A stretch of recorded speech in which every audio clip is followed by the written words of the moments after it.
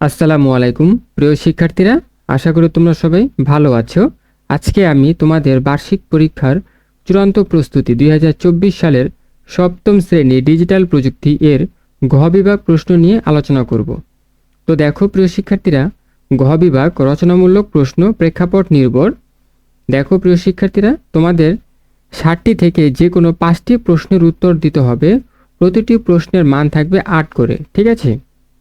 তো দেখো প্রিয় শিক্ষার্থীরা, আমি এখানে দুটি প্রশ্নের উত্তর লিখে দিয়েছি, ঠিক আছে? কেননা আমি যদি 5টি প্রশ্নের উত্তর লিখতে যাই তাহলে কিন্তু ভিডিওটি অনেক লম্বা হয়ে যাবে, ঠিক আছে?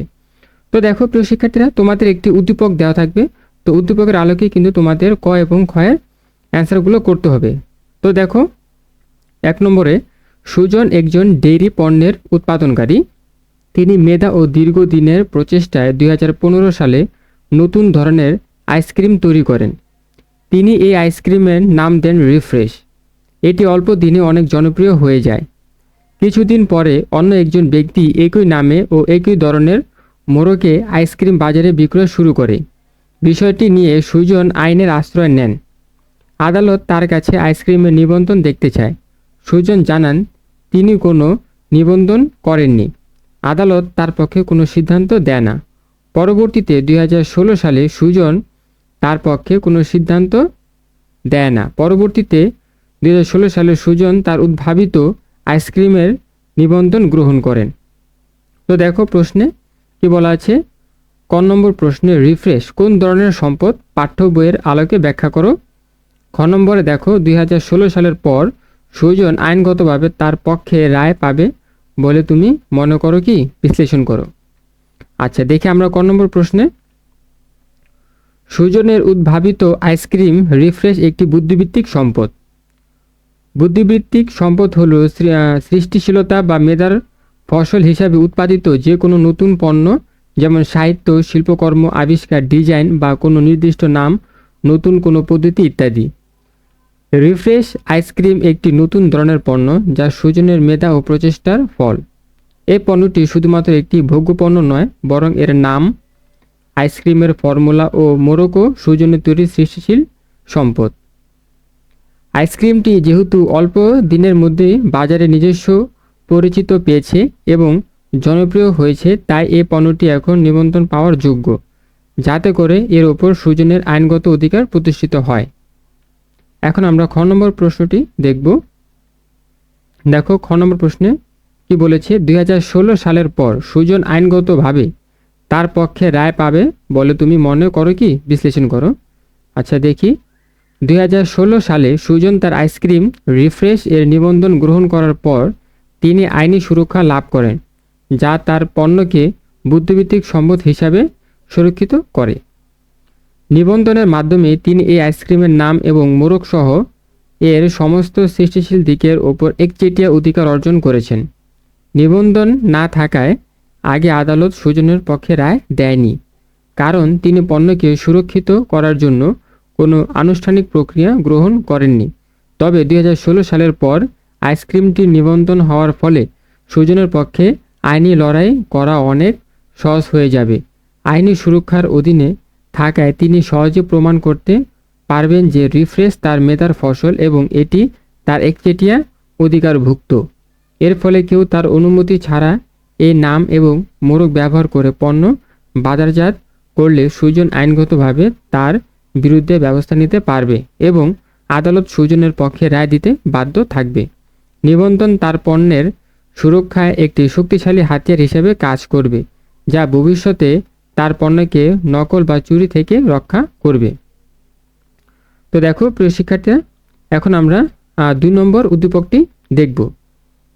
দেখো 2 নম্বর উদ্দীপকে বলা আছে, রাহা, নিশা, তনু একই এলাকার বাসিন্দা এবং একই স্কুলে পড়ে। তাদের স্কুল থেকে নিজ এলাকার বুদ্ধিবৃত্তিক সম্পদ নিয়ে কাজ করার জন্য একটি অ্যাসাইনমেন্ট প্রদান করা হলো।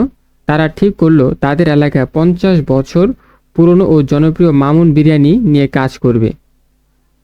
তারা দেখলো তাদের পার্শ্ববর্তী এলাকায় এই মামুন বিরিয়ানি নামে অন্য আরেকটি দোকান রয়েছে, যারা হুবহু মামুন বিরিয়ানি নকল করে বিক্রি করে। তারা তাদের এলাকায় মামুন বিরিয়ানি দোকানের স্বত্বাধিকারীর সাথে কথা বলে জানতে পারল যে তার ট্রেডমার্ক নিবন্ধন করা নেই।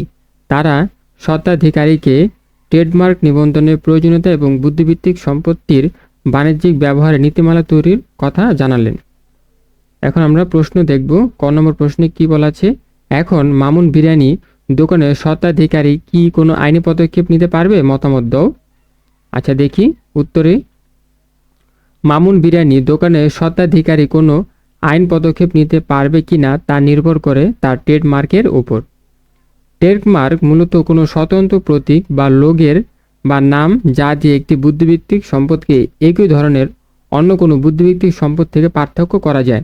যেহেতু স্বত্বাধিকারীর বুদ্ধিবৃত্তিক সম্পদের কোনো ট্রেডমার্ক নিবন্ধন নেই, তাই তার সম্পদ যদি কেউ নকল করে বিক্রি করে তবে স্বত্বাধিকারী কোনো আইনি পদক্ষেপ নিতে পারবে না।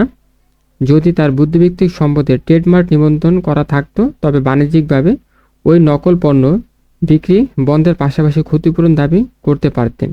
অতএব নিজস্ব বুদ্ধিবৃত্তিক সম্পদের গুরুত্বপূর্ণ একটি বিষয়। এখন আমরা খ নম্বর প্রশ্নটি দেখব। দেখো, মামুন বিরিয়ানি দোকানের স্বত্বাধিকারী কিভাবে ট্রেডমার্ক নিবন্ধন করবে? আচ্ছা উত্তরে দেখি, ট্রেডমার্ক নিবন্ধনের জন্য প্রথমে সংশ্লিষ্ট ট্রেডমার্ক অধিদপ্তরের ওয়েবসাইট থেকে আবেদন ফর্ম পূরণ করতে হবে।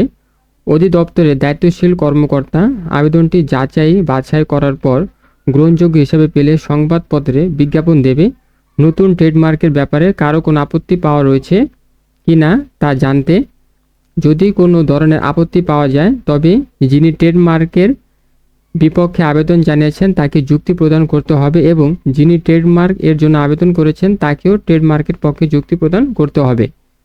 সবশেষে যদি অধিদপ্তর চূড়ান্ত সিদ্ধান্ত নেয় যে আবেদনকারীকে এর ট্রেডমার্ক প্রদান করা হবে তাহলে ট্রেডমার্কের নিবন্ধন সম্পন্ন হবে। এই বিষয়গুলো অনুসরণ করে মামুন বিরিয়ানি দোকানের স্বত্বাধিকারী ট্রেডমার্ক নিবন্ধন করতে পারবে। প্রিয় শিক্ষার্থীরা, এই প্রশ্নগুলো তোমরা পড়ে রাখতে পারো, কেননা তোমাদের বার্ষিক পরীক্ষায় এগুলো কমন আসতে পারে। ঠিক আছে? তো প্রিয় শিক্ষার্থী বন্ধুরা, আশা করি তোমরা সবাই বুঝতে পেরেছো। এতক্ষণ সাথে থাকার জন্য সবাইকে ধন্যবাদ জানিয়ে শেষ করব। আল্লাহ হাফেজ।